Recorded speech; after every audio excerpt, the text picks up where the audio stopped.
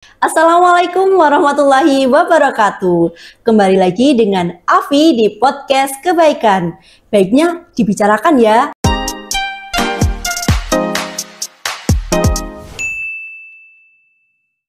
Kali ini saya berada di Surau Keluarga Bahagia, part of Lumu Kebaikan. Pasti ada yang belum tahu nih Lumu Kebaikan itu seperti apa, di mana tempatnya, tapi sudah berseliweran di media sosial, bahkan sudah diliput oleh TV nasional. Jadi yuk kita bicarakan hari ini. Kebetulan saya bersama Mas Fuad Fauzi selaku Ketua Yayasan Lumu Kebaikan. Jadi bagaimana kabarnya Mas Fuad? Alhamdulillah kabar baik Mbak Afi. Alhamdulillah. Sehat, Mbak Afi apa kabar? Alhamdulillah saya juga. Alhamdulillah. Jadi belum banyak kenal nih Mas Fuad Fauzi seperti apa. Jadi silahkan perkenalan diri. Ya, baik, terima kasih Mbak Afi. Assalamualaikum warahmatullahi wabarakatuh. Para pemirsa podcast Kebaikan, perkenalkan nama saya Fuad Fauzi, akrab dengan panggilan Mas Fuad. Saya adalah ayah dari 2 anak, suami dari 1 istri. Alhamdulillah senang sekali di Lumu Kebaikan ini diberikan amanah sebagai ketua yayasan ya yang mengemban amanah cukup luar biasa karena ini merintis kita Mbak Afi. Dan alhamdulillah saya adalah pribadi yang suka dengan kegiatan-kegiatan yang bersifat sosial ya, syiar dakwah dan sebagainya, sehingga memilih untuk kemudian berkhidmat fokus ya hari-hari ini menjalankan amanah di Lumu Kebaikan ini. Itu sekilas tentang saya. Masya Allah sekali. Jadi tapi banyak orang yang belum tahu nih Lumu Kebaikan itu seperti apa Mas Fuad. Yeah. Jadi bisa diceritakan nih Lumu Kebaikan itu seperti apa, terus berdirinya itu sejak kapan? Iya, terima kasih Mbak Afi. Jadi memang Lumu Kebaikan ini masih usianya sangat muda Mbak, 2,5 tahun lah. September nanti baru berusia 3 tahun. Gitu. Wajar ya kalau yang belum kenal gitu. Jadi kami ini adalah yayasan Mbak yang bergerak dalam hal sosial, dalam hal kemanusiaan dan juga kemasjidan. Jadi kita itu fokusnya dalam kegiatan-kegiatan membahagiakan sesama kita dan juga kemudian berbagi kebermanfaatan, terutama dalam membekali dengan ilmu. Maka kita juga erat dengan bab kemasjidan seperti ini, yang di situ kita sangat terbantu sekali dengan adanya kerelawanan dan juga sumbangsi dari publik berupa donasi-donasinya. Jadi singkatnya adalah yayasan ya yang bergerak dalam hal sosial dan kemanusiaan serta berbasis pada kemasjidan, kemudian disupport total dengan kerelawanan serta kedermawanan. Masya Allah sekali, sangat menginspirasi ya banyak orang gitu. Kalau semuanya banyak orang yang tahu gitu. Jadi memang masih banyak orang yang belum tahu. Sejak kapan sih didirikannya Lumu Kebaikan ini? Ya, Lumu Kebaikan berdiri tanggal 17 September 2022. Ya, jadi benar ya, September nanti 3 tahunnya, dan memang sangat muda masihan. Masih butuh banyak untuk bersosialisasi dengan banyak orang. Makanya hari ini senang banget bisa ngobrol di podcast Kebaikan bareng Mbak Afi. Masya Allah sekali. Jadi sudah sedikit tahu nih apa itu Lumu Kebaikan. Tapi masih banyak sekali yang mau diceritakan nih tentang Lumu Kebaikan itu seperti apa oleh Mas Fuad Fauzi. Jadi Mas Fuad, latar belakang berdirinya Lumu Kebaikan itu seperti apa? Iya, latar belakangnya jadi gini Mbak ya, kita itu butuh tempat, butuh wadah. Negara kita ini sangat luas. Kalau kita pengen memperbaiki negara kita, pengen bermanfaat, pengen hidupnya semuanya damai bahagia gitu ya, itu tuh setiap daerah Mbak, setiap pelosok butuh wadah-wadah untuk kebaikan ini. Ada orang baik, ada jembatannya, ada yang membutuhkan kebaikan. Nah, kalau kita hanya menunggu ya, mengandalkan satu orang yang kemudian bisa merubah Nusantara ini, rasanya terlalu membebankan ke beliau kita ya. Nah, kita bayangkan jadi ini di Kediri saat ini kita mulai menjadi salah satu wadah tersebut. Harapannya Mbak, setahun, 2 tahun dan jalannya waktu nanti ke depan menginspirasi banyak daerah-daerah, banyak anak-anak muda, kerelawanan dan sebagainya, sehingga terbentuklah ya banyak wadah-wadah kebaikan seperti Lumu Kebaikan ini, yang nanti akhirnya kebaikan di setiap penjuru Nusantara bisa tercipta. Nah, itulah yang menjadi latar belakang kita ingin turut juga andil menjadi sarana untuk masyarakat ini hidupnya semakin baik, semakin bahagia. Gitu, kita buatlah wadah di sini. Masya Allah sekali ya, Lumu Kebaikan ini menjadi wadah kebaikan bagi orang-orang yang mau menyalurkan kebaikannya kepada orang-orang yang membutuhkan gitu ya.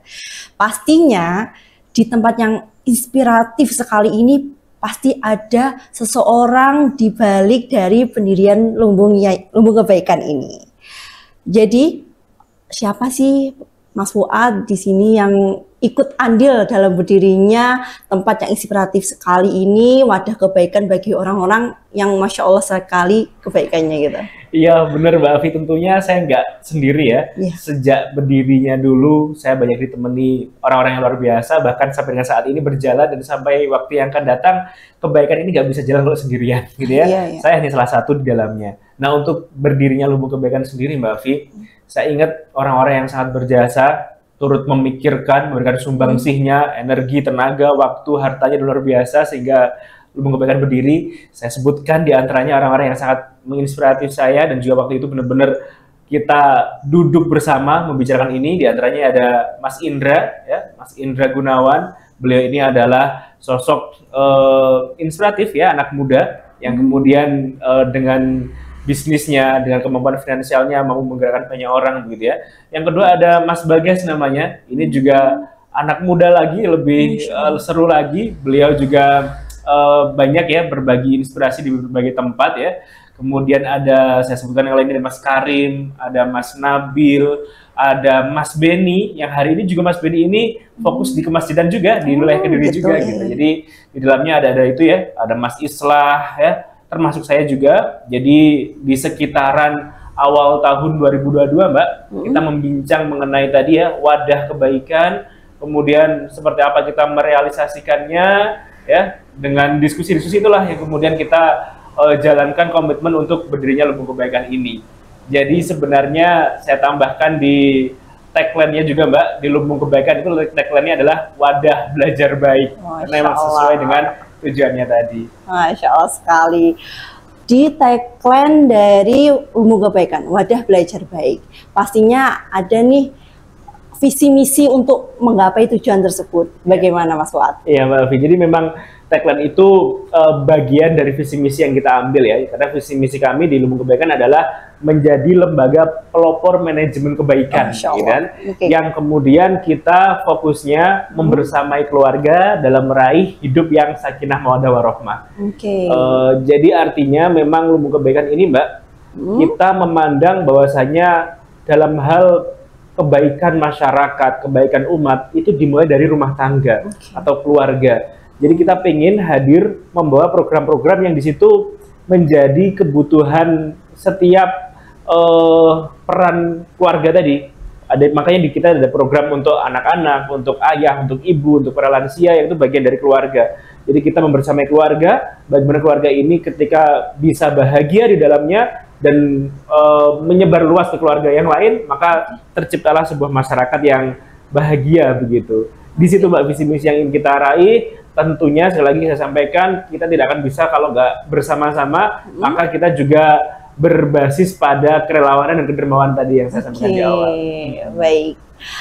Visi misinya tentang keluarga nih. Main core dari Lumbung Kebaikan sendiri adalah surau keluarga bahagia, benar ya Mas Arya? Tapi nggak mungkin nih kalau Lumbung Kebaikan itu secara langsung berdiri gitu ya. Pasti ada kondisi awalnya tuh seperti apa, pasti banyak halangan gitu ya. Ini bisa diceritakan seperti apa itu Mas Fuad? Betul Mbak, Lumbung Kebaikan sama halnya kayak manusia ya, yang kemudian nggak bisa langsung berdiri atau bahkan berlari. Kita pernah merangkak, berjalan, terjatuh, terseok-seok, juga tentunya pernah melakukan semua itu. Nah, Lumbung Kebaikan dulu waktu kemudian mengawali pendiriannya justru tidak dimulai dari penempatan tempatnya, tapi kita mulai dari aksinya atau amal solehnya.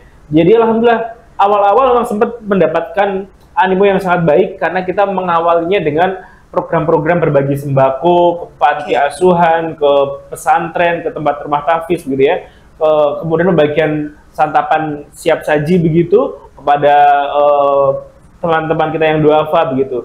Tentunya ini mendapat hal yang baik karena orang-orang otomatis secara langsung menerima kebaikannya dan merasa bahagia atas hal itu. Nah, kemudian proses ini berlanjut pada saat kemudian kita mendefinitifkan sebuah tempat yang kita sebut sebagai markas kita ini. Nah, disitulah proses mulai berjalan ya. Kita berada di tengah-tengah lingkungan, kita di tengah-tengah masyarakat. Ada yang kemudian, nah ini pertanyaan yang sering muncul di Lumbung Kebaikan itu adalah alirannya apa. Takutnya kemudian ya ini hal yang wajar ya berkembang di masyarakat, mereka takut apakah ini kemudian sesat atau radikal atau bahkan intoleran dan sebagainya. Tapi tentunya pertanyaan-pertanyaan seperti ini tidak cukup Mbak kita bahas, kita jawab dengan sebuah narasi kalimat saja. Kita tunjukkan seiring jalannya waktu, kita senantiasa kedepankan kekeluargaan bersama masyarakat. Jadi kita alhamdulillah sampai dengan hari ini, kalau di Surau Keluarga Bahagianya sendiri sini sebagai main programnya, mulai dulu jamaahnya masih di bawah 30 saya rasa awal-awal pembukaan, hingga hari ini ya kegiatan rutin kita jamaahnya di atas 100 jamaah. Bahkan saat program-program yang sifatnya sosial ya, pengobatan gratis dan sebagainya, animo luar biasa dari berbagai daerah datang di Lumbung Kebaikan ini. Masya Allah sekali ya, mulai dari terjungkal, terjatuh gitu ya. Memang seperti manusia ya, dari awal lahir harus belajar berdiri dulu sampai jatuh, terus kadang sampai luka gitu, seperti itu ya. Iya. Nah, dari hal tersebut pernah nggak sih Mas Fuad merasa kayak gimana ya, momen hampir menyerah gitu, lagi banyaknya halangan itu. Kalau ada boleh nih bercerita biar kita bisa mengambil hikmahnya gitu, biar lebih semangat juga gitu. Iya. Berpikir untuk menyerah sih pernah, tapi merasa saya harus menyerah, saya alhamdulillah sampai dengan hari ini tidak pernah berpikir seperti itu ya. Hanya kemudian saat harus menghadapi hal-hal yang mungkin sulit gitu ya, kita butuh waktu untuk mencari solusinya, istirahat sejenak gitu ya, berdiskusi dengan orang-orang yang bisa memberikan nasihat kepada saya begitu. Jadi alhamdulillah Lumbung Kebaikan sampai dengan hari ini dengan berbagai perjalanannya, sebagaimana tadi diibaratkan bayi yang belajar berjalan ya di usia 2 tahunnya lebih ini, ya tentunya kita senantiasa bersiap diri bahwasanya sandungan pasti akan terus ada, dan bagaimana kita semakin dewasa menghadapi setiap tantangannya itu, dan kita yakin langkah kita seperti ini tidak sendirian. Banyak orang-orang yang Allah hadirkan untuk mendukung kita, dan yang terpenting adalah Allah dan Rasulnya kita harapkan ridho dengan upaya ini, sehingga memberikan pertolongan yang luar biasa yang nanti tentunya membahagiakan banyak orang. Harapannya seperti itu. Baik. Pasti semua orang juga punya halangan masing-masing ya. Mungkin kisah inspiratif ini bisa membuat banyak orang semangat lagi, overthinkingnya ditinggalkan, seperti itu ya Mas Fuad. Untuk selanjutnya nih, pasti ada pihak yang pertama kali mendukung Lumbung Kebaikan ini gitu. Siapa sih orangnya yang bisa mempercayai Lumbung Kebaikan tuh? Siapa nih orangnya Mas Fuad? Saya bagi menjadi 2 jawaban Mbak ya. Yeah. Secara pribadi saya dan secara kelembagaan. Kalau secara pribadi, saya pribadi selaku ketua pelaksana di Lumbung Kebaikan, ketua yayasan di sini, pihak yang pertama mendukung adalah istri saya. Masya Allah. Karena di situ pun kita tentunya melakukan diskusi bersama pasangan saya, dan ya sebagai suami yang tugas utamanya adalah mencari nafkah, menjadi pengayom, penaung keluarga gitu ya. Pasti di situ sempat ada kekhawatiran kalau ngelola yayasan nanti kecukupan keluarga seperti apa gitu ya. Tapi alhamdulillah istri saya menguatkan saya bab rezeki, bab takdir dan sebagainya, sehingga sampai dengan hari ini menjadi orang yang terus mendukung saya. Kemudian untuk di Lumbung Kebaikan, saya terutama sangat merasa berterima kasih sekali ya, jazakumullah khairan itu kepada Mas Indra dan Mbak Adel. Jadi beliau ini yang kemudian tidak sekedar memberikan gagasan, tapi kemudian memberikan kami kemantapan untuk melangkah. Karena kalau saya boleh belak-belakan saya sampaikan, mulai dari aspek legal ya, penyusunan izin, kemudian juga operasional, itu semuanya beliau tanggung sampai dengan hari ini. Jadi beliau menyampaikan kepada saya di sebuah pertemuan, saya ingat di 3 tahun yang lalu, Mas Fuad, jalankan Lumbung Kebaikan dengan penuh amanah. Jangan khawatir soal bagaimana nanti operasional dan seluruh teman-teman. Ya, gunakan sedekah dari kami untuk operasional, selebihnya nanti program-program kita jalankan bersama-sama. Itu yang kemudian bagi saya menjadi tulang punggung ya atas jalannya Lumbung Kebaikan sebenarnya hari ini. Dan yang luar biasa yang kemudian saya sangat berterima kasih kepada beliau adalah beliau tidak pernah merasa memiliki ini seorang diri. Jadi Lumbung Kebaikan ini adalah milik umat. Beliau adalah menjadi bagian yang kemudian mendukung Lumbung Kebaikan ini, yang kemudian manfaatnya dirasakan oleh semua masyarakat ini. Seperti itu Mbak Afi, orang-orang yang berjasa. Masya Allah sekali ya, orang yang berjasa di pertama kali mendukung Lumbung Kebaikan gitu ya. Ini udah berjalan mau 3 tahun, benar ya Mas Fuad ya? Betul. Program pertama kali yang benar-benar pertama kali yang dilakukan oleh Lumbung Kebaikan tuh apa? Iya. Gitu. Program pertama yang kita lakukan adalah program untuk memuliakan para santri, Mbak. Oh, gitu. Jadi dulu kita membaca kondisi di Kediri ini kan khas dengan banyaknya pesantren-pesantren. Pondok pesantren cukup banyak, bahkan bisa dibilang pesantren sepuh. Banyak dari orang berbagai daerah sejak zaman dahulu bahkan ada mencari ilmu di Kediri gitu ya.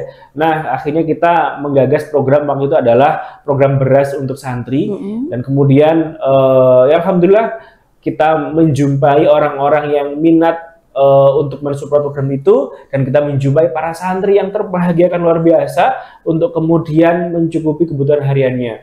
Kita juga banyak mendapatkan doa dan testimoni dari para kiai, dari para ulama, para ustadz yang kemudian menyampaikan betapa terbantunya aspek operasional pesantren itu ketika urusan beras, urusan sembako, urusan dapur itu terselesaikan.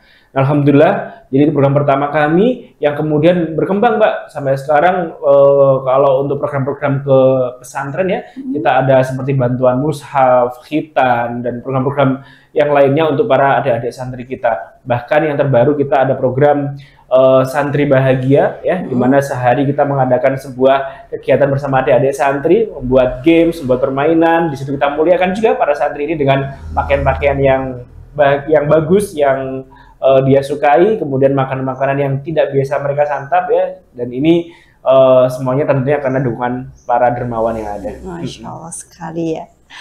Program pertama kali yang berkesan ya, karena pertama kali, terus juga dapat testimoni baik gitu bagi para penerima manfaatnya seperti itu. Pasti banyak program di Lumbung Kebaikan ini. Jangan lupa subscribe, like, dan komen YouTube Surau Lumbung Kebaikan, karena di situ bakal banyak sekali program-program dari Lumbung Kebaikan yang akan disampaikan oleh teman-teman staf dari Lumbung Kebaikan. Seperti yang Mas Fuad ceritakan tadi, Lumbung Kebaikan ini udah pernah terseok, tersandung, terjungkal bahkan ya. Nah, dari sebut apa momen bertumbuh yang ya dari Yayasan Lumbung Kebaikan sendiri yang Mas Fuad benar-benar terasa banget gitu. Iya Mbak Afi, benar banget sih. Proses ini tentunya naik turun Mbak ya, bab program, bab animo publik dan sebagainya.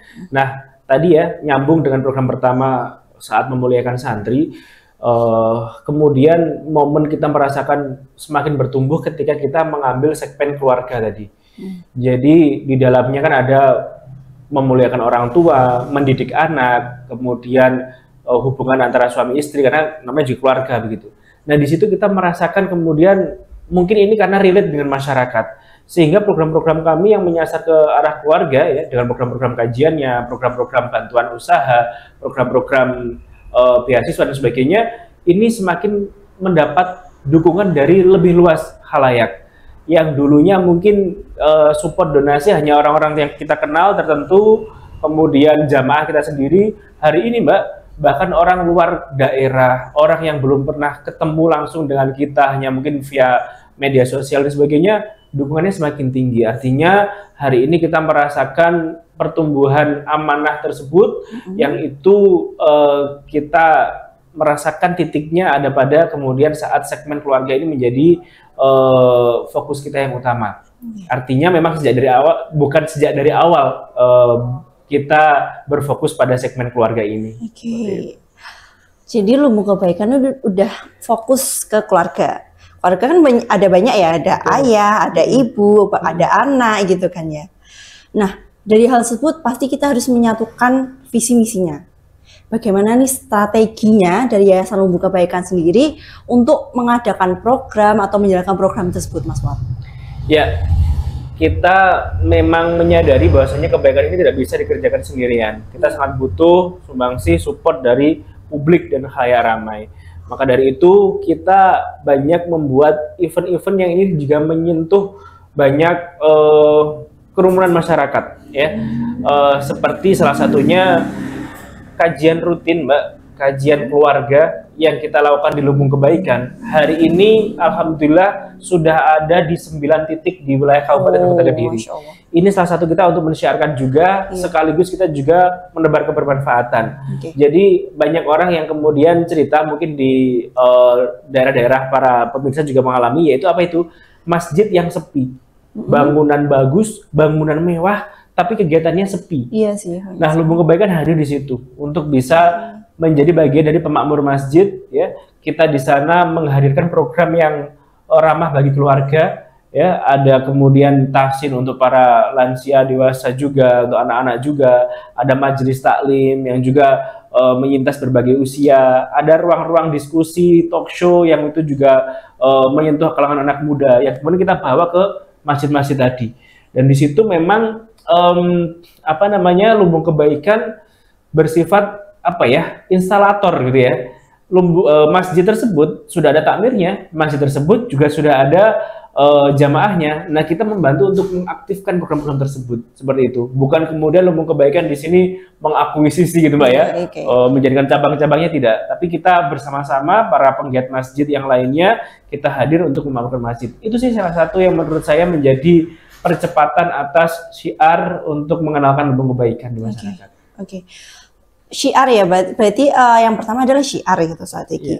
Tapi nggak mungkin dong syiar itu tiba-tiba langsung banyak orang tahu gitu kan. Pasti ada platform. Betul. Bahkan sekarang dunia semakin maju ya, pasti ada platform digital nih atau media sosial untuk banyak orang tahu program-programnya seperti apa, penerimaan manfaatnya itu bagaimana, seperti itu.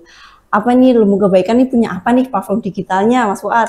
Iya, kalau secara percepatan di dunia maya, jejaring dunia sosial, kita juga menggunakan berbagai platform ya, ada medsos, ada YouTube dan sebagainya. Kalau di medsos kita aktif di Instagram dan TikTok, Mbak. Di Instagram untuk semua aktivitas kegiatan yang sifatnya sosial ataupun yang kajian tadi itu ada di lumbungkebaikan.id. Silakan teman-teman bisa berkunjung ke sana, di follow jangan lupa. Dan kemudian di Instagram kita juga ada akun yang memang khusus menyampaikan informasi-informasi kajian. Nah, di situ ada di Ruang Kebaikan ya. Silakan di follow juga ruangkebaikan.id ya. Jadi di sana ada informasi kegiatan. Kemudian kalau di TikTok ada di Surau Lumbung Kebaikan ya. @Surau Lumbung Kebaikan. Di sana juga kita update di sana. Serta yang hari ini juga kita lakukan, ini bagian dari menyebarkan informasi juga. Kita juga aktif di YouTube ya, di channel yang tadi disampaikan Mbak Afi, yaitu di Surau Lumbung Kebaikan. Kegiatannya juga cukup banyak, ada short, ada podcast semacam ini, ada live kajian. Jadi mungkin Anda yang di luar daerah Kediri, jauh, atau ada yang lagi sibuk bisa mengikuti kegiatan-kegiatan kajiannya di channel YouTube Surau Lumbung Kebaikan. Jadi teman-teman jangan lupa ya follow Instagramnya, TikToknya, bahkan subscribe YouTube-nya Surau Lumbung Kebaikan. Pasti banyak informasi ya yang ada di Instagram itu, TikTok, bahkan YouTube gitu. Apa nih campaign atau informasi yang benar-benar viral yang menjadi besar dari Lumbung Kebaikan sendiri? Iya. Salah satu yang cukup viral yang saya rasakan adalah momen kurban, Mbak. Karena di momen kurban kita alhamdulillah bisa hadir dengan program yang beda sekali dengan berbagai tempat yang lain, yaitu kita ada program pelosok desa, di mana program tersebut kita menghadirkan hewan-hewan terbaik untuk di daerah-daerah yang jarang dilakukan kurban, ya karena bab minoritas, bab ekonomi dan sebagainya. Nah, kita hadir di sana, kita survei terlebih dahulu, kita hadir membawakan momen kurban yang berkesan. Nah, apa yang membuat viral di situ? Karena momennya emang beda tadi. Kita hadir itu tidak di pas momen hari hanya saja. Sebelumnya kita sudah hadir di sana, berbaur dengan masyarakat, kita ikut takbiran bersama warga di sana, pawai obor, kemudian lanjut sholat Idul Adha bersama warga di sana, merasakan sebuah keharuan yang luar biasa, sampai dengan momen penyembelihan hewan kurban. Dan yang ini, sebagian hewan kurban yang disembelih, dagingnya ada yang secara fresh kita bagikan kepada warga, ada juga yang kemudian kita masak.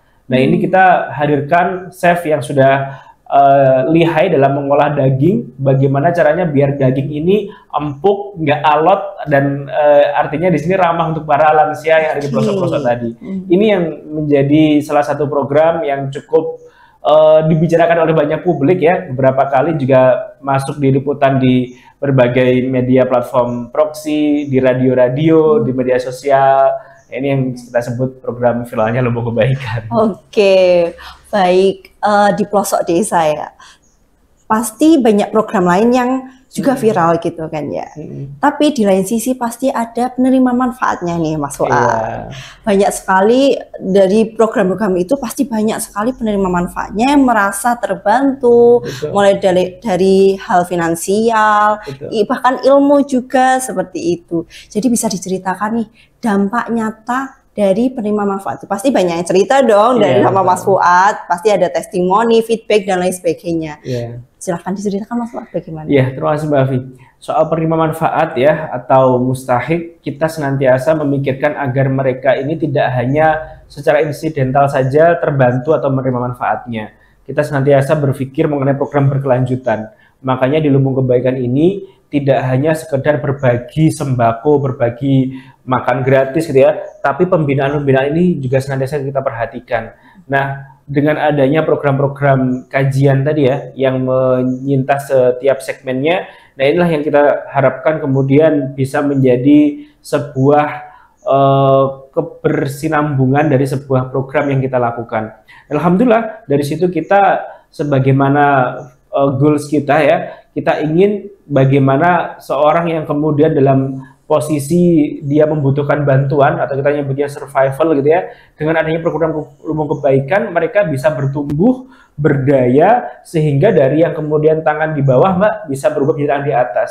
Karena bab kesejahteraan mereka kita pikirkan, keilmuan mereka dalam hal mengilmui agama, mengilmui usaha, bisnis, pertanian dan sebagainya masuk dalam program-program yang kemudian di situ harapannya tadi orang yang kemudian sebelumnya survival menjadi seorang dermawan atau donatur. Seperti itu. Oke, Masya Allah sekali ya perjalanannya dari penerima manfaat yang tangan di bawah menjadi tangan dermawan seperti itu. Tapi ada nggak sih salah satu aja kisah inspiratif dari penerima manfaat? Pasti kan ada survei terlebih dahulu ya Mas Fuad ya untuk penerima manfaat itu. Ada nggak sih salah satu aja penerima manfaat yang benar kisahnya itu benar menyentuh hati, bisa menjadi kisah inspiratif bagi banyak orang seperti itu? Iya, ada Mbak. Satu keluarga mulai dari cucu hingga kakeknya semua aktif di program-program Lumbung Kebaikan. Tidak hanya kemudian sebagai penerima manfaat. Hingga hari ini mereka menjadi distributor atas kebutuhan-kebutuhan yang di Lumbung Kebaikan, yaitu keluarga dari Pak Wawan namanya. Jadi beliau ini hari ini Pak Wawan ini aktif sebagai marbot di Lumbung Kebaikan di Surau. Setiap hari melakukan aktivitas kebersihan, membantu semua bentuk-bentuk persiapan sarana prasarana gitu ya. Nah, orang tua dari Pak Wawan ini ada Mbah Nur dan Mbah Din, yang Mbah Din ini sudah almarhum Mbak beberapa bulan yang lalu. Ini juga luar biasa. Di masa pensiunnya beliau merasa bersyukur sekali atas hadirnya surau ini. Beliau semangat hadir 5 waktu di sini, di program-program yang lainnya juga. Bahkan Mbak, di kita itu ada pekanan itu program namanya Pasar Bahagia, di mana para jamaah bisa hadir kemudian pulang membawa aneka sayur mayur segar dari petani yang kemudian mereka cukup mengambilnya dan membayarnya pakai doa saja gitu ya.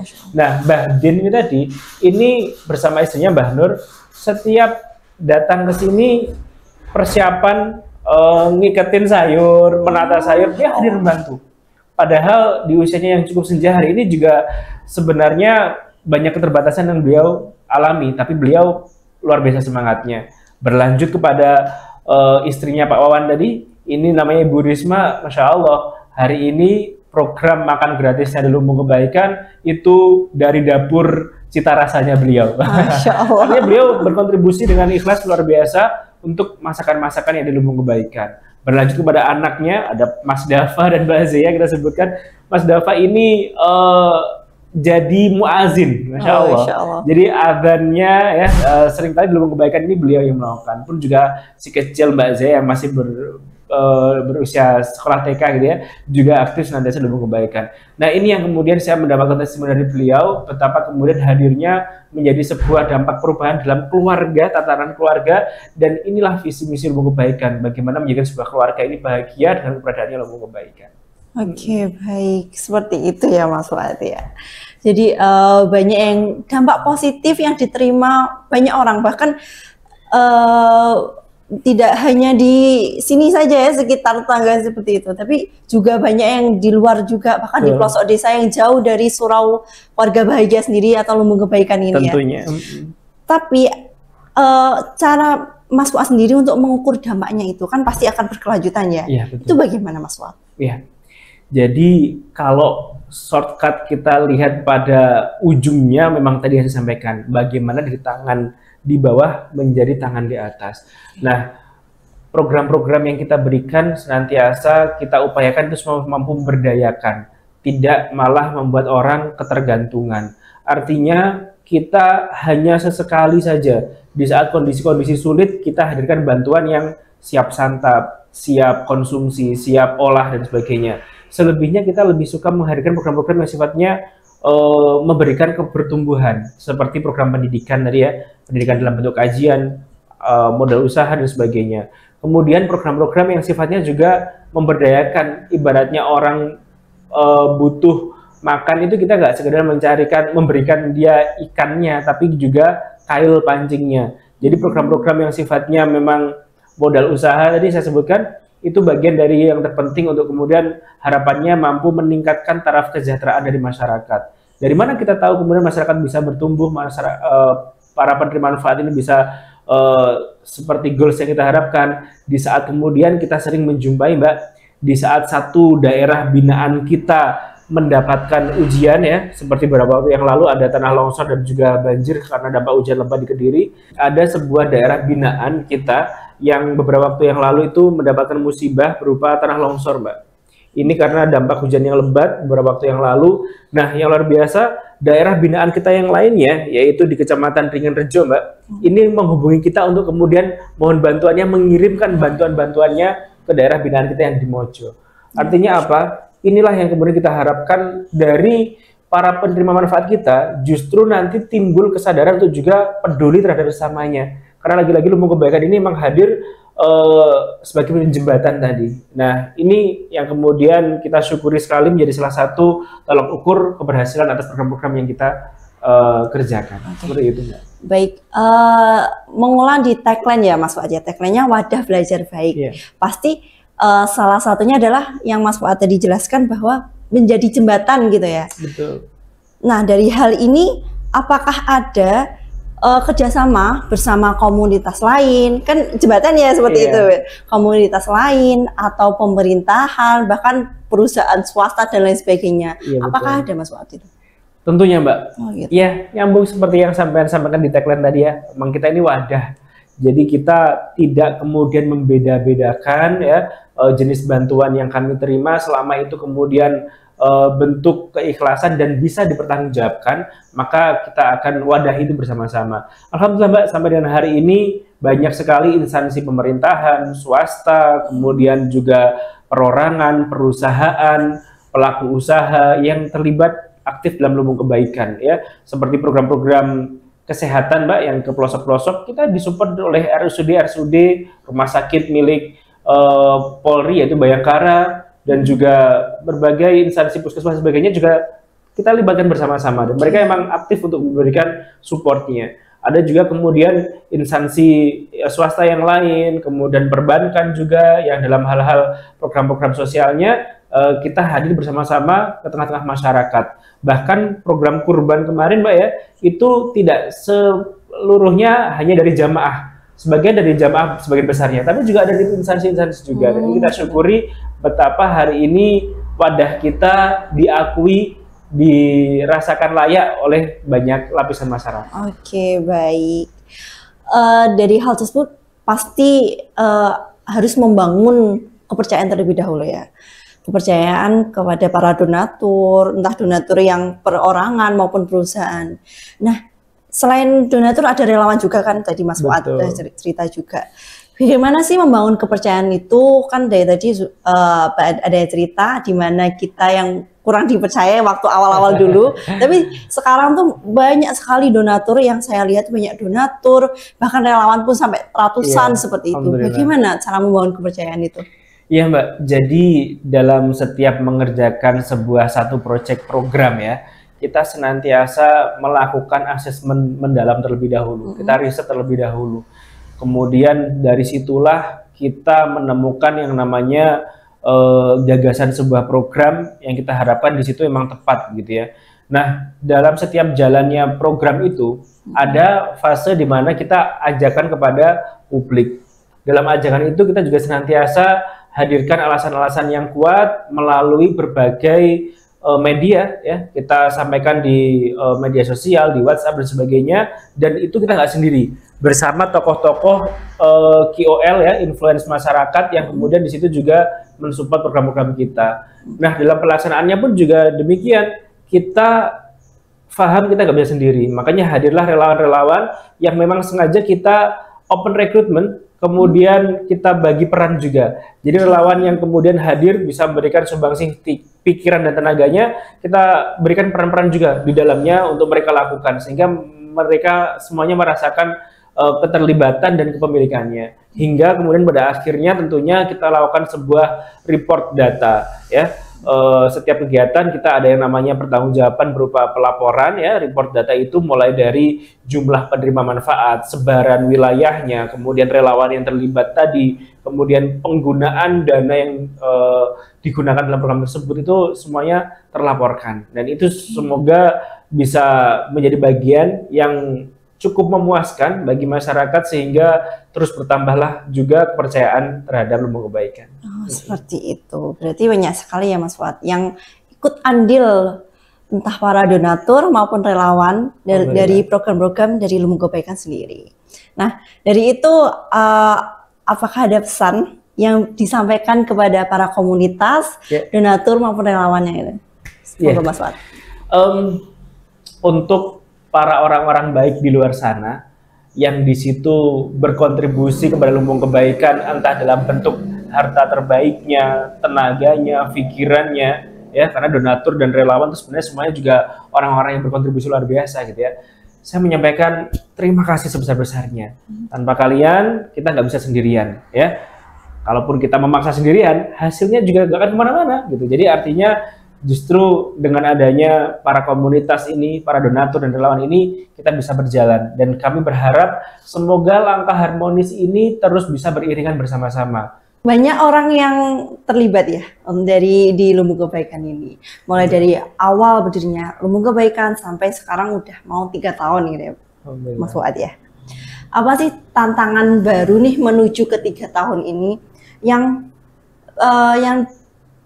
ada seiring berkembangnya yayasan ini, Mas Fuad? Iya, iya Mbak. Tentunya seiring dengan pertumbuhan dunia teknologi, kebutuhan masyarakat, dan juga ya kondisi perekonomian yang ada gini ya, ini yang menjadikan sebuah tantangan terbesar bagi kami, dan untuk kemudian terus dihadapi adalah bagaimana kita bisa terus menghadirkan program-program yang tepat sasaran, yang kemudian memberdayakan hingga mereka bertumbuh, namun juga bagi para publik donatur ini tetap menjadi hal yang menggerakkan begitu. Jadi ini memang tugas kami, bagaimana setiap isu itu, narasi itu bisa terkemas dengan baik sehingga menggerakkan banyak orang untuk terlibat dan kemudian terlaksanakan untuk benar-benar memberikan dampak yang nyata bagi masyarakat sehingga masyarakat bisa merasakan kebahagiaan yang berkelanjutan. Ini sangat menantang hari ini, apalagi di tengah isu itu Mbak, ekonomi iya, lapangan kerja iya, pendidikan dan sebagainya. Ini tentunya kita berharap banyak sekali masukan, saran dan juga berbagai bentuk masukan dari segenap komunitas, pendengar, pemirsa, dan siapapun yang melihat acara hari ini. Baik, dari tantangan-tantangan itu ya Mas Fuad ya, kita kan perlu banyak pembaruan seperti itu, inovasi-inovasi baru yang dimana bisa diterima oleh para penerima manfaat. Mau berjalan 3 tahun ini, apa sih inovasi yang baru yang mau LK lakukan, Lumbung Kebaikan lakukan untuk bisa menyasar ke penerima manfaat maupun para donatur yang ingin melanjutkan kebaikannya melalui Lumbung Kebaikan? Yang pertama, kita ingin menghadirkan sebuah inovasi yang memudahkan bagi siapapun yang ingin terlibat dalam wadah kebaikan ini.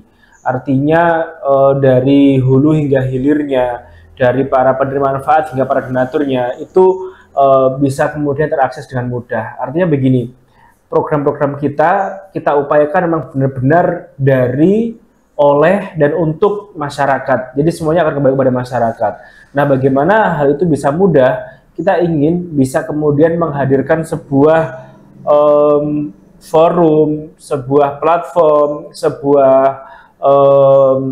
kesempatan berkumpul yang di situ bisa kemudian menghadirkan antara penerima beasiswa dan orang tua asuh, antara si penerima bantuan dengan orang-orang yang kemudian dermawan tadi, itu dalam sebuah kesempatan yang sama, sehingga di situ bisa lebih terasa kebermanfaatannya, dan kita juga sebagai penyelenggara, penyedia wadah ini benar-benar bisa apa yang dimau orang-orang yang membutuhkan ini, apa yang dimau oleh orang-orang yang dermawan ini terwadahi semuanya. Nah, ini kita masih terus berupaya mencari inovasinya, artinya sesederhana atau semudah orang misalkan pengen berbuat kebaikan itu ya tinggal klik, istilahnya begitu. Pun juga sama, orang yang butuh bantuan ini tidak sampai harus meminta-minta, Mbak, tapi udah langsung kemudian terwadahi dan kemudian terhubungkan oleh Lumbung Kebaikan. Oke, baik. Jadi inovasi baru itu tetap berlanjut ya Mas Fadi ya? Bismillah. Diperbarui seiring berjalannya waktu ini. Tapi di lain sisi bukan hanya seorang dari awal berdirinya LK, terus para donatur, para penerima manfaat, pasti di sini tuh ada yang namanya implementatornya, atau tim untuk penyaluran tersebut. Bagaimana cara Mas Fuad selalu menjaga semangat tim agar selalu berjalan bisa dibilang syiar di jalan Allah begitu? Alhamdulillah sampai dengan hari ini kita dibersamai oleh para anak-anak muda, termasuk Mbak Afi juga yang ada di sini gitu ya. Jadi bagi kami itu anak muda itu memang sumber daya yang sangat luar biasa. Semangatnya ibarat matahari jam 12 siang yang benar-benar menyala sekali. Nah, kita bersama anak-anak muda ini sebenarnya tinggal bagaimana menguatkan value saja. Ibarat kayu bakar ini dipantik sedikit aja udah langsung menyala. Jadi kita senantiasa membawa value dalam setiap aktivitas harian kita. Tidak hanya sekedar menggugurkan kewajiban, tidak hanya sekedar mencari kesibukan, tapi senantiasa kita memaknai setiap aktivitas itu, sehingga itulah yang kemudian menjadikan teman-teman muda ini luar biasa. Hari ini kita masih yakin kok Mbak Afi, di antara banyaknya generasi muda yang mungkin salah arah gitu ya, masih ada juga, banyak juga anak muda yang kemudian masih mau peduli dengan sesamanya, ingin berbuat yang kontributif, yang membangun, yang bermakna, yang membekas begitu. Dan alhamdulillah kita masih dipertemukan dengan mereka yang kemudian mereka inilah yang mengimplementatori setiap program-program, bahkan mereka juga mengajak saudaranya, kerabatnya yang kemudian kita sebut sebagai kawan kebaikan. Jadi kita ada wadah kerelawanan ya, yang ini digalangi oleh anak-anak muda juga, kita sebut kawan kebaikan. Alhamdulillah sampai dengan hari ini mereka semoga ya, kita mohon dukungannya juga, doanya juga senantiasa diberi kekuatan, diberikan kesabaran, keteguhan untuk memilih jalan yang memang tidak mudah ini, tapi insya Allah dampaknya luar biasa. Baik, jadi kesimpulan yang saya tarik di sini ya, sedikit kesimpulan itu bahwa anak muda itu juga masih banyak yang peduli dengan sosial. Bahkan hampir semuanya seperti itu ya. Jadi siapapun yang ingin bergabung di Lumbung Kebaikan bisa langsung cek di media sosial atau di platform lainnya, bisa dilihat bahwa program di Lumbung Kebaikan yang mengajak para anak muda itu banyak sekali, Mas Fuad ya. Baik, jadi untuk perjalanannya hampir 3 tahun ini, kalau bisa dibalik waktunya, bisa kembali ke belakang seperti itu ya, kembali ke masa awal, apa sih yang ingin dilakukan Mas Fuad yang berbeda dari dulu deh, yang benar-benar Mas Fuad inginkan yang dulu itu seperti apa gitu? Pertanyaan yang cukup berat, tapi bagi saya semua takdir yang sudah berjalan ini adalah skenario terbaik dari Allah. Dan kalaupun harus waktu terulang kedua kalinya, kita kembali ke momen awal, bagi saya nggak ada pilihan. Kalaupun kemudian kita kembali ke awal, saya akan tetap memilih untuk kemudian berkhidmat bersama Lumbung Kebaikan. Hanya saja pembelajaran seiring jalannya waktu ini tentunya akan saya gunakan sebagai perbaikan-perbaikan itu. Terutama adalah dalam hal pengemasan setiap program kegiatan. Karena tadi sudah sempat kita bahas, setiap orang itu sejatinya memiliki ketertarikan atau kepedulian sosial. Tinggal bagaimana program ini terkemas dengan baik, semua orang ikut terlibat, tergerakkan, dan penasaran untuk bisa bergabung bersamanya. Jadi jika waktu bisa terulang kedua kalinya, saya akan lebih baik lagi, berusaha untuk lebih baik lagi, mensosialisasikan, mengajak, mensiarkan program-program ini agar kemudian bisa lebih berdampak, lebih mengenal, lebih menggerakkan bagi banyak orang. Ya itu, Mbak. Baik. Selanjutnya nih, pas dari itu semua, dari kilas balik itu, banyak seorang yang ada dalam Lumbung Kebaikan tuh benar-benar mulai dari donatur yang paling dermawan, terus para tim yang punya semangat dalam syiar berjalan di jalan Allah, terus para penerima manfaat yang mulai dari tangan di bawah, mulai yang dermawan sampai dermawan seperti itu. Dari itu semua, perjalanan pelajaran paling berharga menurut Mas Fuad terus bagaimana? Gitu? Iya, Mbak Afi, jadi sejatinya kami ya, para pejuang amal soleh di Lumbung Kebaikan ini sadar banget yang membutuhkan atas proyek-proyek kebaikan di Lumbung Kebaikan ini sebenarnya adalah kita sendiri. Kita adalah orang-orang yang punya masa lalu, punya dosa, punya problematis, punya hal-hal yang ingin diperbaiki. Di Lumbung Kebaikan ini kita ingin berbuat lebih baik, dan setiap waktu adalah pelajaran bagi kami. Jadi sejatinya di Lumbung Kebaikan ini tidak ada kemudian kita merasa yang lebih hebat, yang paling hebat, dan itulah kemudian pelajaran yang sangat membekas kami rasakan. Dan semoga ini menjadi penyemangat kami untuk tidak henti-hentinya terus berbuat baik, karena sejatinya Allah yang memberikan kesempatan pada kita yang butuh Allah, kita yang butuh ampunan itu. Dengan beramal soleh, kita berharap semua dosa-dosa kita di masa lalu diampuni sama Allah, semua permasalahan kita yang akan datang diberikan pertolongan sama Allah. Jadi kita belajar banget mengenai ternyata di Lumbung Kebaikan bukan kita yang hebat berbuat kebaikan, tapi kita yang butuh kebaikan itu. Itu Mbak. Baik, jadi semuanya, teman-teman semuanya, kalau kita sudah dikasih kesempatan untuk syiar di jalan Allah, mari kita manfaatkan gitu ya, manfaatkan sepenuh hati, kita siapkan niat seperti itu, karena memang betul apa yang diucapkan, diberikan ulasan oleh Mas Fuad sendiri, bahwa kita yang butuh kebaikan, kita juga yang menyalurkan kebaikan itu. Banyak orang yang ingin seperti kita, tapi susah untuk menjalankannya. Jadi apapun kesempatan kebaikan itu, mari kita jalankan dengan sepenuh hati, dengan niat yang baik seperti itu ya, Mas Fuad ya. Luar biasa. Baik, dari semua itu, mulai dari program, tim, para donatur, para penerima manfaat, para relawan, apa sih harapan jangka panjangnya untuk Lumbung Kebaikan sendiri, Mas Fuad? Iya. Wadah kebaikan ini, alhamdulillah sampai dengan detik ini sudah kita rasakan kebermanfaatannya.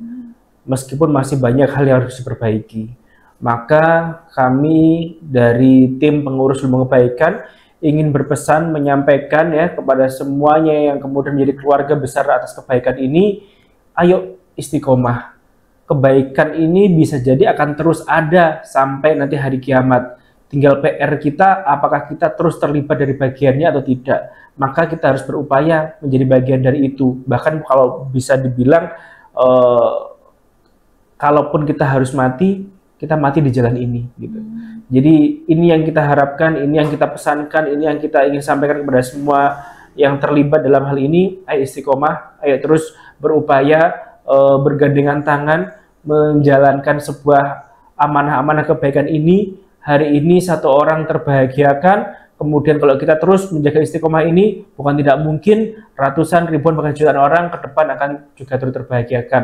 Dan termasuk diri kita selaku agen kebahagiaan ini, agen kebaikan ini juga insya Allah akan langsung mendapatkan balasan terbaik dari Allah SWT. Baik, kilas balik dari pertanyaan pertama sampai terakhir dari Mas Fuad ya. Yeah. Apa nih closing statement yang mau disampaikan ke para pemirsa, para teman-teman yang menonton podcast ini, agar masyarakat tuh tergerak dalam syiar di jalan Allah, bahkan melalui ilmu kebaikan seperti itu. Bagaimana Mas? Ya, Mbak Afi, seringkali ya kita semuanya berharap kebaikan, berharap pertolongan, berharap kemudahan. Tapi kita lupa bahwasanya setiap orang pun juga berhak untuk mendapatkan kebaikan dari diri kita. Maka ketika kemudian kita merindukan, mengidamkan sebuah kebahagiaan itu, ternyata solusinya ada pada kemudian yuk kita mulai dengan kita yang berbuat kebaikan, membahagiakan orang lain. Ternyata hadiahnya langsung Allah tunaikan di dunia itu juga. Saat kita membahagiakan orang lain, sejatinya diri kita lah yang kemudian terbahagiakan. Jadi teman-teman semuanya, Mbak Afi dan saya juga nasihat buat kita semuanya, yuk mulai kebaikan dari hal yang terkecil, dari diri kita sendiri dan dari sekarang juga. Karena dengan kebaikanlah, insya Allah kebaikan-kebaikan yang besar akan kemudian Allah datangkan kepada kita. Dari langkah yang kecil itu, dari langkah yang setapak dua setapak itu, insya Allah tujuan yang hebat, tujuan yang besar nanti akan bisa kita rasakan bersama-sama. Dan terakhir, apapun hal yang ingin kita rencanakan yang itu baik, jangan ditunda-tunda. Segerakan, dan kalau bisa lakukan secara bersama-sama, secara berjamaah, maka dampaknya akan lebih besar. Itu Masya Allah sekali. Baik, bagaimana udah banyak sekali hikmah yang bisa kita ambil ya. Mulai dari kita mau melakukan kebaikan, mulai dari terkecil itu tidak apa-apa. Mulai setapak demi setapak, bahkan jatuh pun kita akan bangkit lagi. Jadi lakukan dengan hati yang ikhlas, niat yang sudah diniatkan seperti itu. Jika kita sudah punya rencana, mari kita lakukan untuk kebaikan tersebut seperti itu. Bahkan bisa melalui lumbung kebaikan sendiri. Begitu ya Mas Fuad ya? Ya, insya Allah senantiasa terbuka buat semuanya. Insya Allah, ini namanya juga wadah belajar baik seperti itu. Jadi mari teman-teman semuanya kita melakukan syiar di jalan Allah, walaupun kecil apapun itu, walaupun masih sedikit orang yang menerimanya, tidak apa-apa karena niat itu sudah dinilai oleh Allah sendiri. Apapun hasilnya kita serahkan kepada Allah Subhanahu wa taala. Seperti itu. Sekian dari saya.